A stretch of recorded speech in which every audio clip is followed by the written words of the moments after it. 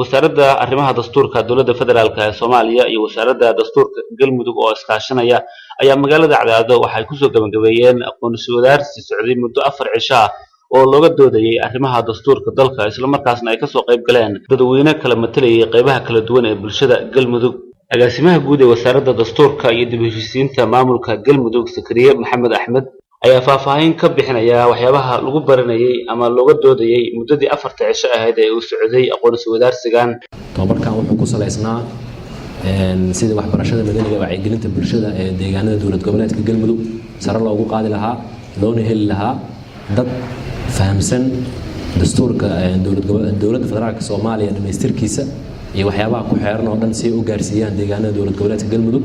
gabagabadii aqoonsi wadaarsigan ayaa waxa iyaguna ka hadlay agaasimaha waaxda qorsheynta ee wasaaradda dastuurka dowladda federaalka ee Soomaaliya Maxamed Bashiir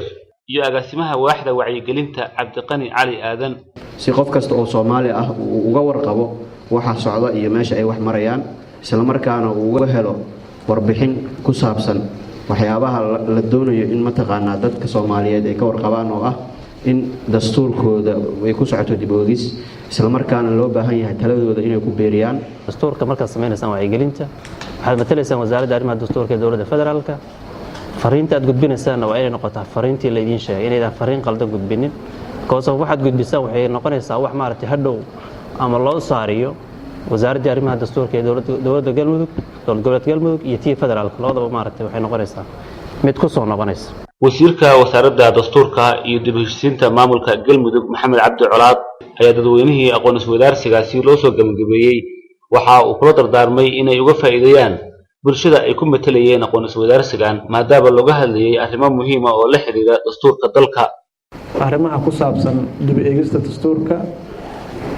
arintaas waxaan rabnaa si hufan inaan uga soo baxno haddii alla maana ku wada jira waana dhabtii arrin aad u culus oo maaragtay waxaad ka dareemi kartaan fahamka aad 4 bari ka hor ka qabteen iyo hadda inta ka qabtaan inay dadka dhan reer Galmudug ay idin sugayaan sidoo kale inaad maaragtay uga maaragtay jaahil bixisaan shaqadaasna waa shaqo wasaaradda iyo labada wasaaradood baan iraahday u taala oo la rabo inay maaragtay ay sidii ugu talagalay ay ka soo dhex baxaan waxaana jiri doontaa haddii alla idmo inaan maamulada ama degmooyinka iyo tuulooyinka dhammaan aan tegi doono haddii alla idmo anagoo ama wada jirna ama maaragtay kooxo ah. ugu dambeyntii ayaa waxaa halkaasi shahaadooyin lagu guddoonsiiyey dadweynihii muddada 4 cisho ah ee tababarkaas soo qaatay. Cabdi Xasan Awowe, warbaahinta qaranka Soomaaliyeed, Cadaado.